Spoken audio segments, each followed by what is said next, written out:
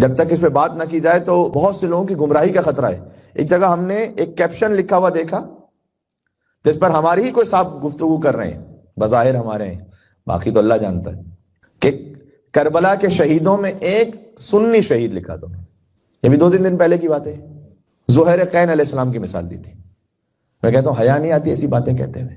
زہیر قین کی اس زندگی کو سامنے رکھ کے یہ سوء استفادہ کیا گیا کہ زہیر واقعاً ان خلفاء کو برحق سمجھتے تھے، یہ اس میں کوئی شک نہیں، اس لیے امام حسین علیہ السلام کو وہ اوائڈ کر رہے تھے، امام سے ملاقات نہیں کرنا چاہتے تھے، یہ سب تاریخ میں موجود ہے۔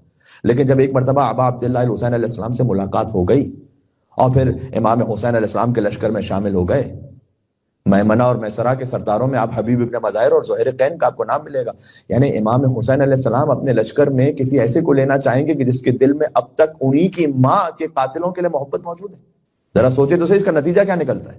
میرے لیے تمام مسلمان بھائی محترم ہیں، لیکن میں بات یہ کرنا چاہ رہا ہوں کہ اس سے تو پھر یہ جملہ بھی کہہ دیجئے کہ جب حضرت حر آئے ہیں وہ یزید کے لشکر سے آئے نا، تو کیا کوئی جملہ کہنا بجا ہے کہ امام حسین علیہ السلام کے لشکر میں تو یزیدی بھی شامل تھے، نعوذ باللہ من ذالک۔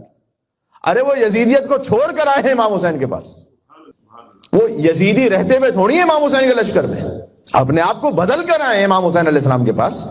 یعنی بعد میں تو صرف یہی ایک بات رہ جاتی ہے کہ اچھا ٹھیک ہے، اس کا مطلب ہے کہ ہم کمپرومائز کر لیں سیدہ کونین سلام اللہ علیہا کی شہادت پر، کہ حتیٰ امام حسین کے لشکر میں اگر کوئی ایسا شامل ہو گیا کہ جس کے دل میں قاتلین حضرت زہرا کے لیے احترام موجود ہے، اسی کو سنی کہتے ہیں اور کسے سنی کہتے ہیں؟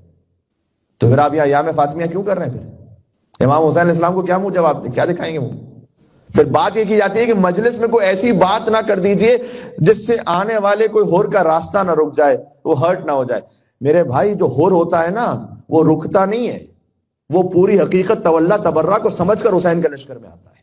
پھر بات یہ کی جاتی ہے کہ مجلس میں کوئی ایسی بات نہ کر دیجئے جس سے آنے والے کوئی ہور کا راستہ نہ رک جائے، وہ ہرٹ نہ ہو جائے۔ میرے بھائی جو ہور ہوتا ہے نا وہ رکتا نہیں ہے، وہ پوری حقیقت تولا تبرہ کو سمجھ کر حسین کے لشکر میں آتا ہے۔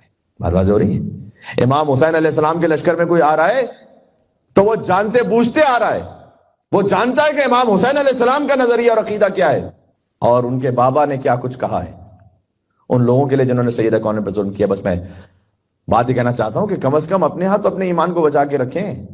سبحان اللہ، ہور گھیر کر حسین کو لائے تھے کربلا، ہور گھیر کر لائے تھے نا امام حسین کو، تو اب جب ہور گھیر کر لائے امام حسین کو کربلا اور امام حسین کے لشکر میں آ رہے ہیں تو ابھی تک اسی سوچ کو رکھتے ہوئے آ رہے ہیں کہ حسین کے لشکر میں نا، ہور گھیر کر حسین کو لائے تھے کربلا، ہور کو حسین گھیر کر جنت میں لے گئے۔ آل محمد کا حق کیا ہے؟ آل محمد کا حق یہ ہے کہ ان کے لیے ولایت رکھیں دل میں اور ان کے عہدہ سے برات رکھیں دل میں، یہ حق آل محمد ہے۔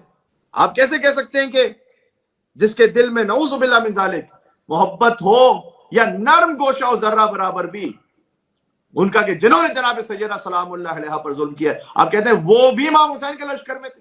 ارے وہ شیعہ نہیں رہتا، حسین کے لشکر میں ہونا دور کی بات ہے، وہ شیعہ نہیں رہتا انسان۔ عجب ہے، عجب آفت ہے واقع۔